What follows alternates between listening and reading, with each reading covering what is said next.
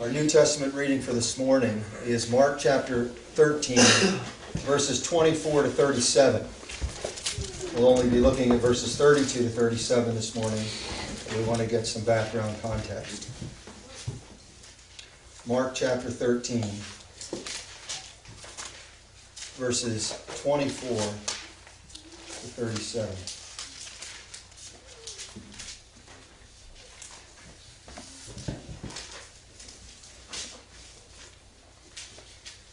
Mark chapter 13, beginning at verse 24, reading through verse 37. Verse 24. Moreover, in those days, after that tribulation, the sun shall wax dark, and the moon shall not give her light. And the stars of heaven shall fall, and the powers which are in heaven shall shake. And then shall they see the Son of Man coming in the clouds with great power and glory. And he shall then send his angels, and shall gather together his elect from the four winds, and from the utmost part of the earth to the utmost part of heaven. Now learn a parable of the fig tree. When her bough is yet tender, and it bringeth forth leaves, ye know that summer is near. So in like manner, when ye see these things come to pass, know that the kingdom of God is near, even at the doors. Verily I say unto you, that this generation shall not pass till all these things be done. Heaven and earth shall pass away, but my word shall not pass away. And now the verses for our text this morning.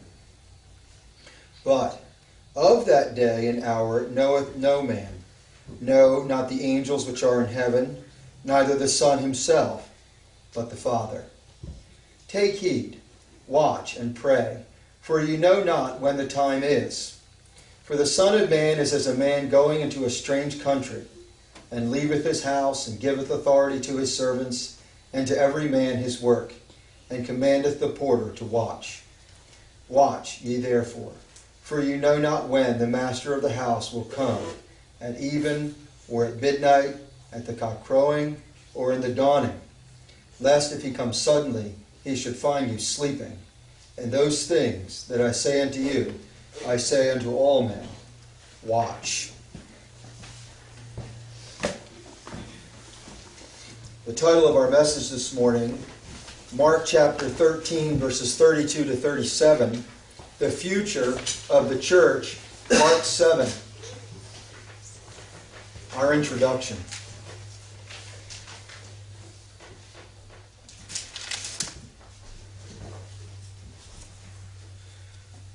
We now come to the final verses in our 7-part series covering Mark chapter 13. By way of review, the chapter opened with the disciples asking Christ questions about the timing of his coming judgment. The disciples asked 2 questions, which are found in verses 1 through 4.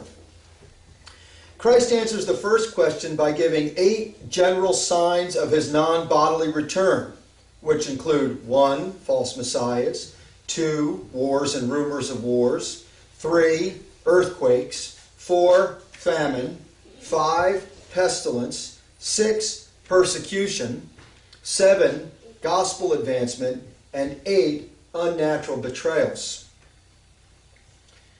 Verses 5 through 13. Each of these general signs over a period of 40 years, from 30 to 70 AD, would signal his non-bodily return in 70 AD. After giving these general signs, Christ begins to give specific details as to what the disciples could expect in the days immediately preceding his coming and judgment upon unbelieving Israel in 70 AD. These immediate signs, set off against the general signs, included 1, the abomination of desolation, 2, false Christs, and 3, false prophets. Finally, in verses 24 through 31, Christ uses apocalyptic language to describe the shutting out of the light upon unbelieving Israel. Verses 24 through 26. Christ promises to use his judgment to purge the church by destroying unbelieving Israel, but at the same time to advance the church by sending the gospel to all the Gentile world, in verse 27. There are 3 points to our message this morning. We're going to begin with an example of double fulfillment prophecy from Isaiah chapter 7, verse 14. Then we'll look at our text for this morning, verses 32 to 33. Watch and pray, for the time of the second coming is unknown. And then verses 34 through 37, a parable about watchfulness. Now our context. While each of the events leading up to 70 AD have been recorded for us in verses 1 to 31 of this chapter, there is now, in verses 32 through 37, a change in perspective. Christ, in verse 32, concludes speaking about 70 AD and changes his discussion from his non-bodily coming in 70 AD to his second coming at the end of all things. The text we're looking at this morning, is very unusual in that without any warning, the prophecy of Christ turns from talking specifically about one event, 70 AD, to a completely different event, the second coming. This kind of prophecy is called double fulfillment prophecy. Double fulfillment prophecy is when the speaker is talking about one prophecy in the present, then, without warning, prophesy something else which pertains to a distant future. Since this type of double fulfillment prophecy is a regular part of God's Word, today's sermon will hopefully serve as a chance to help us better understand double fulfillment prophecy and to make us into more aware readers when we stumble across it in our Old Testament readings. We will begin by looking this morning at the most famous example of double fulfillment before we begin this morning's text. Our first point, an example of double fulfillment from Isaiah chapter 7, verse 14. Isaiah chapter 7:14 is probably the best example of a prophecy in which the text begins by prophesying about a current event and then leaps to speak of a distant event. These jumps often come without warning or even contextual change. They are the invention of God and show us that the mind of God is above the mind of the human writers. This double fulfillment prophecy also shows that God is clearly the author, because the prophets could have no way of knowing what their words meant or how they would ever be fulfilled when they spoke them. Often in the Old Testament, a prophecy begins speaking of near events. Then, in what appears to be an arbitrary jump, begins to speak of a far future event. Let us look at the most common example. In the 7th chapter of Isaiah, there's trouble looming in the camp of Judah. The year is 734 BC, and Israel, here called the northern kingdom because it's after the split, and Judah, which is the southern kingdom, are near to war with each other. Syria has joined forces with the northern kingdom, and Judah fears the worst. God decides to send the prophet Isaiah to King Ahaz, king of Judah, in hopes that he will rely on God for his protection alone against the northern kingdom. Unfortunately, King Ahaz does not trust God or the prophet Isaiah and decides to make an unlawful alliance with a heathen country for his own protection. God promised his protection to King Ahaz, and he even promises that within 65 years the northern kingdom would be completely destroyed, which it was 65 years later. But King Ahaz will not listen. Now hear the words of the prophet Isaiah as he prophesies to King Ahaz in Isaiah chapter 7, verses 10 through 15, beginning at verse 10. And the Lord spake again unto Ahaz, saying, Ask for a sign for thee of the Lord thy God. Ask it either in the depth beneath or in the height above. God asks Ahaz to challenge him by giving him a sign. God is willing to give Ahaz a sign. But Ahaz said, I will not ask, neither will I tempt the Lord. Then he said, Hear you now, O house of David. Is it a small thing for you to grieve men, that you will also grieve my God? Verse 14, and here's our verse. Therefore the Lord himself will give you a sign. And let's look what that sign is. Behold, the virgin shall conceive and bear a son, and she shall call his name Emmanuel. Butter and honey shall he eat, till he have knowledge to refuse the evil and to choose the good. As you can see from the text, God challenges Ahaz to ask for a sign. Ahaz refuses, so God gives him a sign anyway. If you were to read the whole prophecy, you would notice that God says many things that apply to the current administration of Ahaz. But the sign of verse 14 has nothing to do with Ahaz. In fact, it refers to the birth of Christ 730 years later. The prophecy in verse 14 has no impact whatsoever in the time period it is given. Nor will anyone alive in 734 BC be alive to witness the fulfillment of this prophecy. Now, would the people who heard this prophecy in 734 BC understand or perceive that God was switching back and forth from one century to the next when he gave this prophecy? The answer is most likely no. They almost certainly would not know that God was giving a double fulfillment prophecy at the time. Does this make the prophecy any less true or relevant? Of course, no, it does not. As you can see, God maintains poetic license to write how he sees fit. And it is up to the reader to understand when God the author, Holy Spirit the author, switches from one fulfillment of a prophecy to a future fulfillment of a prophecy. And whenever this may occur, we have to be aware that this is occurring. And that is exactly what we have now in our text this morning here in Mark chapter 13. Now the context of this morning's text. Before we look at our verses this morning, we might ask ourselves, why is it so important to determine whether the following verses, verses 32 through 37, belong to 70 AD or to the second coming? Without going into much detail, it should be known that the fastest growing end times interpretation around today is something called preterism. Preterism teaches wrongly that the second coming happened in 70 AD, and we should no longer be looking for the second coming.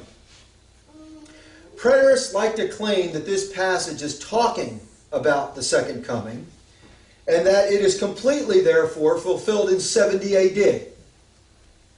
But historicists, or as we often call ourselves, postmillennialists, argue a change in historical perspective occurs in this text, one that is very similar to Isaiah 7:14, where we have a change in context without warning, which is the text we just looked at. Now let's look at our text and see how there is a change in perspective and how we should see that verses 32 through 37 is referring to the second coming and how it does not fit into the context of being fulfilled in 70 AD.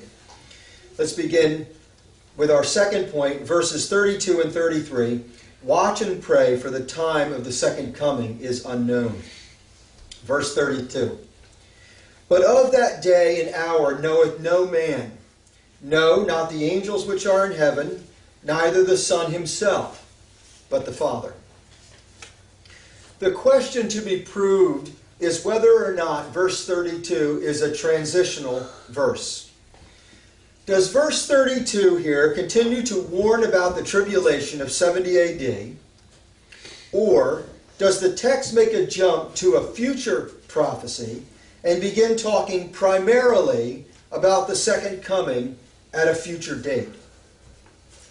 Well, the view of the Reformers in the Westminster Assembly was that it jumped to talking about a future bodily second coming of Christ, which would come after the non-bodily coming of Christ in 70 AD. There are several evidences right here just in verse 32 which make it clear that the text is skipped to the second coming. Verse 32 begins with the word but indicating a change in subject. Also, in a previous verse, verse 30, Christ had referred to this generation shall not pass till all these things be done. The emphasis in verse 30 was on this particular generation because he was referring to the generation that was then living. But we notice in this particular verse, he's no longer talking about this generation. The phrase this generation has been turned into the phrase that day, showing that these verses have a future distant fulfillment. That this is referring to a future distant event, not the one of 70 AD. Furthermore, it just so happens that this phrase, that day, in Scripture, is always a reference to the bodily second coming of Christ and the day of judgment, which will come to the earth at his second coming. And you can see that same phrase, which is always used as the bodily second coming of Christ, in Matthew 7:22, Luke 10:12, Luke 21:34, 2 Thessalonians, 2 Timothy 1:12, and 2 Timothy 4:8. Thus we should see in the very words used by Christ that he has moved to a different event. He is no longer speaking of 70 AD exclusively. He is partially speaking of 70 AD, but he's exclusively, mainly speaking of the second coming. Just so you understand what I mean, in verses 1 to 31, he's clearly talking specifically about 70 AD. Although many of those verses refer to things that will have double fulfillments in the second coming. But here in these verses, although there's a slight reference to 70 AD, the main thrust of the passage is talking about the second coming, because quite frankly, many of these things that he's talking about here don't fit into 70 AD. So they must, to be consistent, fit into the second coming. If we look furthermore at the phrase in this verse 32, of that day and hour knoweth that no man, this must be talking about the second coming. It cannot be talking about 70 AD. Because in the first 31 verses of this chapter, Christ had just shown all these signs which would precede the destruction of Jerusalem, so that the disciples would be ready. Now the text is talking about something that no man knoweth, indicating a different event with an ending that cannot be known. Up to this point in the text, specific signs were given by Christ that would precede his non-bodily coming to bring desolation upon the temple in 70 AD, such as the signs of the desolating Roman army, the abomination of desolation, a period of great tribulation, false messiahs and false prophets, and the collapse of Jerusalem. Whereas in these final verses, verses 32 through 37, there are no signs given by Christ that would precede his bodily second coming at the end of the world. In fact, we're told that no man knows when it will come, for it will come suddenly as a thief in the night, as another gospel writer writes. The text here clearly changes the subject matter from an event that is very predictable, 70 AD with all its signs, to an event that is totally unpredictable, the second coming. Throughout verses 1 to 31, Christ goes out of his way to make sure that the disciples know exactly when Jerusalem will be destroyed. He gave preliminary signs in verses 5 through 13. Then he spoke of persecutions, betrayal, false prophets, lawlessness, and the spread of the gospel throughout the entire Roman Empire. Then he gives very specific signs, such as the abomination of desolation and false messiahs and false prophets. So that when the disciples see the specific signs, they are told to immediately flee to the mountains to avoid destruction. This was given so that the disciples can know the very close proximity of the Lord's coming and judgment in 70 AD. Consider Christ's final warning. He said, when you see all these things, know that it is near at the doors. Christ speaks concerning events which will precede his non-bodily coming of 70 AD. He commands his disciples to flee immediately from Judea to the mountains. Remember, he said, to come not in from the fields, or to come not down from the housetops. However, when Christ speaks of his bodily second coming, in verses 32 to 37, we notice that there is no command to flee. For there is no time nor place to which one can flee from the presence of Christ at his bodily second coming. Furthermore, we should argue that the events of verses 32 to 37 cannot fit the context of 70 AD. The text implies that the people will be taken by surprise. But the inhabitants of Jerusalem in 70 AD were not taken by surprise by the destruction of their city by the Romans. Jerusalem had been under siege for months. The Roman armies had destroyed Jewish cities before they had even reached Jerusalem. One could say that the beginning of the war might have been a surprise, but the outcome was no surprise. Further, the destruction of the city and sanctuary was preceded by many signs. Thus, it wasn't a very predictable event. The people of Judea and Jerusalem had been fighting a war that had lasted 3.5 years. Their lives had been turned upside down by warfare, famine, disease, death, and economic chaos. Trade had been interrupted, crops had been confiscated and destroyed, cities had been laid waste. Many thousands of people had already been slaughtered or led away as captives to a life of slavery. Now, how does all those things fit into the context of our verse that says, no one will know, not even the Son or the angels, when the coming of Christ should come? How could the Son, as we're told in our text, the Son does not know the time of the judgment. How could the Son not know the time of judgment if he was the one giving all the signs to the disciples to make them aware of the exact time?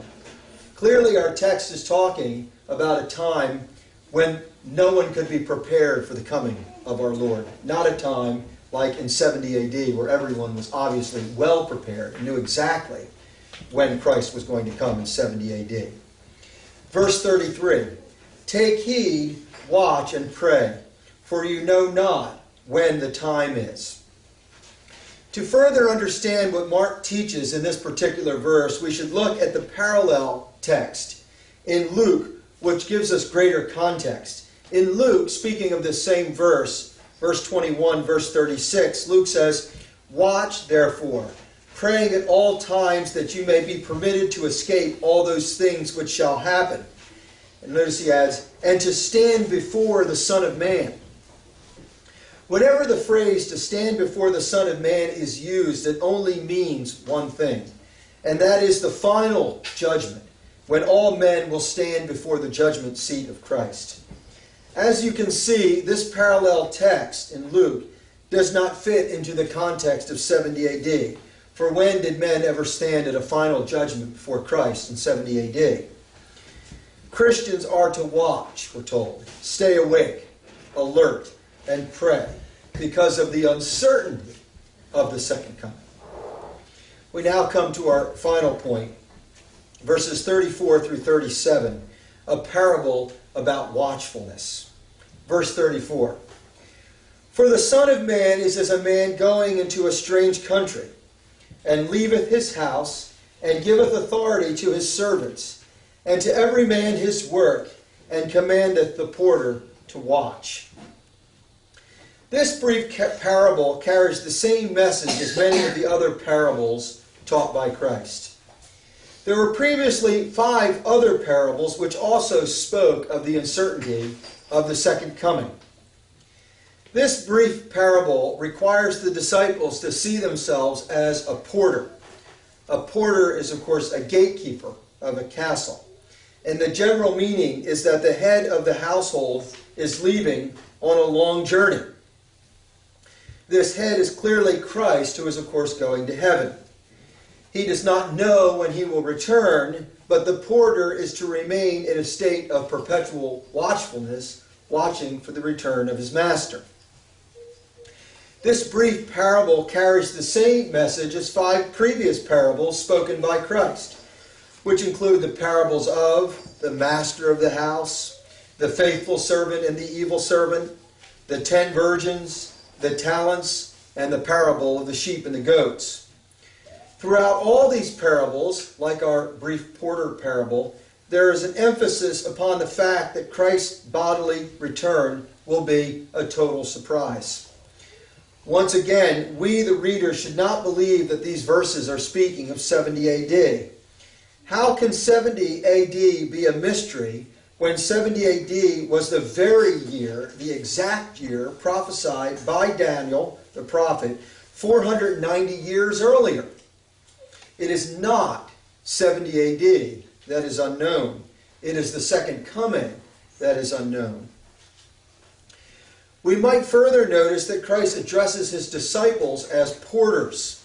They are the gatekeepers, or the watchers required to secure the purity of the church and maintain discipline with the other elders among the church members. But Christ does not leave the church members without responsibility. He tells all of his elect church body to continue to work out their own salvation and to perform the duties of the law and worship. These elect members are to regard the elders as porters, set to watch over their conduct and purity of the church. Verse 34. Watch therefore, for you know not when the master of the house will come, at even or at midnight, at the cock crowing or in the dawning. Now Christ speaks directly to the disciples.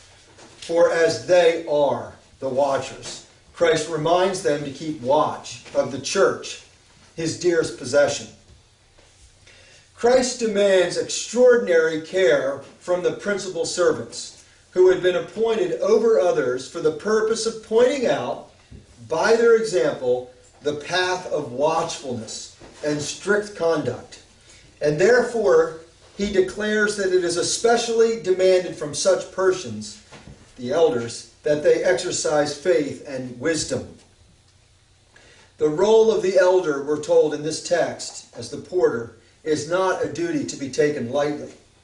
As the porter is responsible for the safety of the whole castle, and should he fall asleep, the safety of all of its inhabitants are put into danger, so also the elders show themselves poor servants and ungrateful for the honor bestowed upon them if they should fail to perform duties entrusted to them. Now, the reason that an elder would likely fail to watch is predicted by Christ. Christ knows the tendency of man is to relax if they do not feel a sense of urgency about something. A porter might assume the master's journey will take a long time and believe he has plenty of time to put things in order when he hears of his return. In the same manner, many elders might believe that there will be always time to get their households in order, or there is no urgency towards advancing purity in the church, and for the sake of comfort might find it easier to let things slide. Or the elders or porter might be an unfaithful watchman because they fail to study, and in doing so do many things that are wrong out of ignorance, suspecting that they will not be held accountable for their ignorance. But this reasoning here is defeated by Christ, who gives no respite nor excuses failure for the cause of ignorance. Furthermore, in this verse we are given 4 divisions of the night. It is easy to remain vigilant during the day, but Christ here refers to the 4 watches of the night. It should also be noted that these watches are those watches used by the military in order to show the militant watchfulness necessary to rightly perform the duty of elder. We'll notice in the text the first watch is at even, meaning when it first turns dark, when people tend to relax.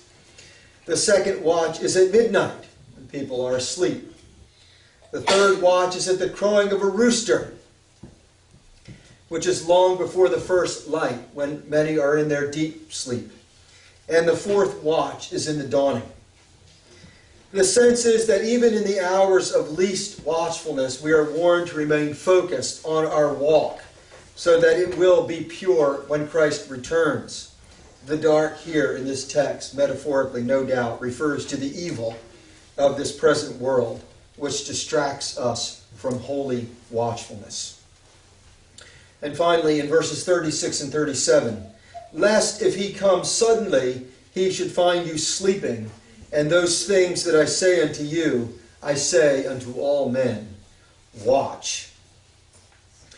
Here we have one last piece of evidence as to why these verses must be referring to the second coming and not to 70 AD. The text says that Christ will come suddenly, not gradually, as we see in 70 AD. We cannot suppose that the disciples to whom these verses were primarily given would have to be warned about sleeping in the years leading up to 70 AD. They were well aware that the Roman armies were coming to perform the abomination of desolation prophesied by Daniel the prophet. The you, you'll notice, it says, lest if he comes suddenly he should find you sleeping. The you in verse 36 refers to the disciples and the future apostles, the future ministers, and elders. It was the bodily coming of Christ that was at a time unknown that might find people sleeping. Certainly not 70 AD. This is a warning about the coming final judgment and the state of the soul when Christ returns. Since no man received the final judgment in 70 AD, the text must be referring to the second coming during the time of the final judgment. And now in verse 37 it says, and those things that I say unto you, I say unto all men, watch. As we can see in verse 37, the text broadens, and the audience changes to all the elect of God. It is to all men. We notice it refers to all men. As one last evidence that this text speaks of the second coming. The command is to all men because it is not describing a local judgment. It's not just talking about God's wrath upon unbelieving Israel in 70 AD, but describes a universal judgment which will involve all men. While the coming and judgment upon Jerusalem led to the slaughter of millions of Jews, the judgment of verse 37 involves all men of every nation. The gathering of all men will not happen until the second coming. So once again, clearly proving the prophecy of this text refers to the second coming.